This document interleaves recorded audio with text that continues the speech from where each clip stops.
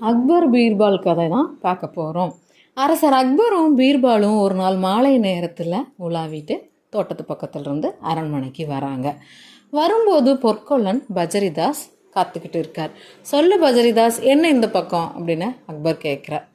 அரசே, உங்களுக்கே தெரியும் நான் பொற்கொல்லனாக இருக்கேன். நான் என் வேலைக்கு தேவையான தங்கங்கள்லாம் ஒரு இரும்பு அலமாரி பெட்டியில் போட்டு பூட்டி சாவி என்கிட்ட தான் நான் வச்சுருக்கேன். என்கிட்ட 4 பேர் பணியாளர்கள் இருக்காங்க. 4 ரொம்ப நம்பிக்கைக்கான ஆளுங்க தான். இப்போது என்னன்னா, நான் ஒரு நாள் வேலையில் மும்முரமாக இருக்கும்போது சாவியை கொடுத்து ஒரு பணியாளர்கிட்ட நீ போய் அதில் இருக்கிற தங்கத்தை எடுத்துகிட்டு வாப்பான்னு அனுப்பிச்சி விட்டேன்.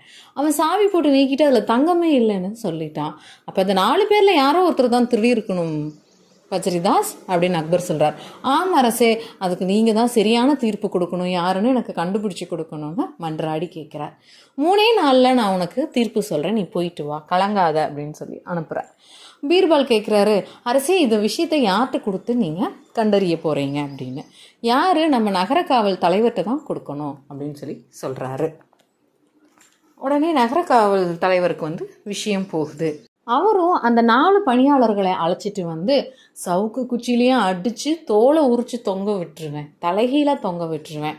உங்கள் 4 பேரில் யார் அப்படிங்கிற உண்மையை ஒத்துக்கோங்க, இல்லைன்னா என் தண்டனைகள் கடுமையாக இருக்குன்னு சொல்லி முதல் நாள் ரொம்ப மிரட்டி பார்க்குறாரு. 2வது நாள் பணி இல்லைன்னு சொன்னதும் உட்கார வச்சு பொறுமையாக சொல்லிட்டு இருக்காரு. அப்போ முதலாமானவன் சொல்கிறான், ஐயா, நாயோட விசுவாசமான ஆள் நான் தான், நான் போய் திருடுவேனா அப்படின்னு கெஞ்சுறான். 2வதுவன் சொல்கிறான், நான் 20 வருஷமாக ஒருத்தர் நான் வேலை செஞ்சுட்டு இருக்கேன், காசுக்கு ஆசைப்படுற மாதிரி இருந்தா நான் இதை செய்வேனா ஐயா அப்படிங்கிறான். 3வதுவன் சொல்கிறான், நான் இப்படியமா கேவலமான விஷயங்களை நான் செய்யவே மாட்டேன், இதெல்லாம் பாவ காரியங்கள் நினைக்கிற வேணாம் அப்படின்னு சொல்லி சொல்கிறான். 4வது சொல்கிறான், நேர்மைன்னா என்ன அப்படின்னா என்னத்தான் என் எஜமானரே சொல்லுவார், அப்படி இருக்கும்போது நான் அவரோட நம்பிக்கைக்கு எடுத்துகிட்டு நேர்மை இழக்க மாட்டேன் அப்படின்னு சொல்கிறான். இப்படியே 4 பேர் சொல்லிக்கிட்டே இருங்க, உண்மையை சொல்கிறீங்க அப்படின்னு சொல்லி அவரும் விசாரிக்கிறாரு. 2 நாள் முடிஞ்சிருது. அரசர் சொன்னதோ 3 நாட்கள். உடனே இந்த நகரக்காவல் தலைவருக்கு என்ன பண்ணுறதுன்னு தெரியாமல் பீர்பால்கிட்ட போகிறார். பீர்பால், நீ இருக்கும்போது நான் கவலைப்பட்டிருக்கவே கூடாது, எனக்கு நீ தான் உதவி செய்யணும்.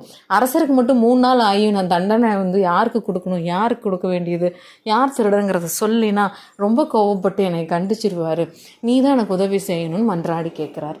அப்போ பீர்பால் சொல்கிறார், இதுக்கெல்லாம் எதுக்கு நீங்கள் கவலைப்படுறீங்க, 4 பேர் இருக்காங்களா, 4 குச்சி, 4 குச்சியும் எடுத்துகிட்டு சிறைச்சாலையில் நீங்கள் அவர்களோட காத்துக்கிட்டு இருங்க, நான் வந்துடுறேன்னு பீர்பால் சொல்கிறேன். பீர்பால் அந்த மாலை சிறைச்சாலைக்கு போய் 4 பார்க்குறார்.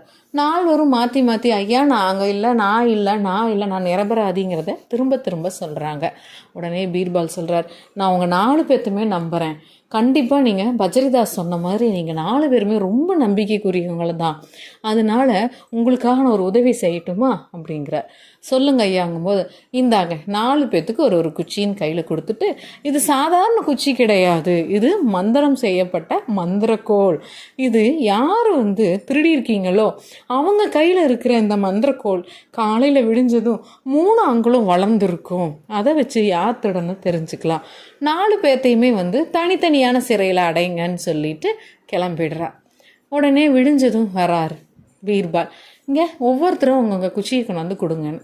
முதலாமானவன் வரான், அவன் குச்சியை கொடுக்குறான். அந்த பணியாளரோட குச்சியை வாங்கி பீர்பால் கையில் வச்சுட்டு 2வதான பணியாளரை வர சொல்கிறார், அவரோட குச்சியும் வாங்கி கையில் வச்சுக்கிறார். 3வதும் கொடுக்குறான், வாங்கிக்கிறாரு. 4வது பணியாளரும் கொடுக்குறான், வாங்கிக்கிறார். அவர் யாரையும் நிமிர்ந்து கூட முகத்தை கூட பார்க்காம 3வதாக இருக்கிற பணியாளர் தான் திருடன் அப்படின்னு சொல்லி சொல்கிறான். உடனே அவன் இல்லவே இல்லை, எப்படி என் குச்சி 3 அங்குலம் வளரவே இல்லையே அப்படின்னு சொல்லி வாதாடுறான். அதுக்கு பீர்பால் சொல்கிறாரு, 3 அங்குலம் குச்சி வளர்ந்தவன் திருடன் நான் சொன்னதுனால நீ தானே திருடி இருக்க, எங்கே உன் குச்சி 3 அங்குலம் வளர்ந்துருமோன்னு பயந்துட்டு 3 அங்குலத்தை நீ ஒடிச்சிருக்க, உன் இருக்கிற குச்சியிலேயே உன் குச்சி தான் குட்டையான குச்சி, இதுலேயே தெரியலையா நீ தான் திருடன் அப்படின்னு சொல்லி சொல்லும்போது அவனுக்கு இதுக்கு மேலே என்ன பேசுறதுன்னே தெரியல. அங்கே இருந்த ஒரு நகரக்காவல் தலைவர்லேருந்து எல்லாருமே பிரமிச்சு போயிடுறாங்க இது மாதிரியான ஒரு சாதுரியமான தீர்ப்பு பார்த்து.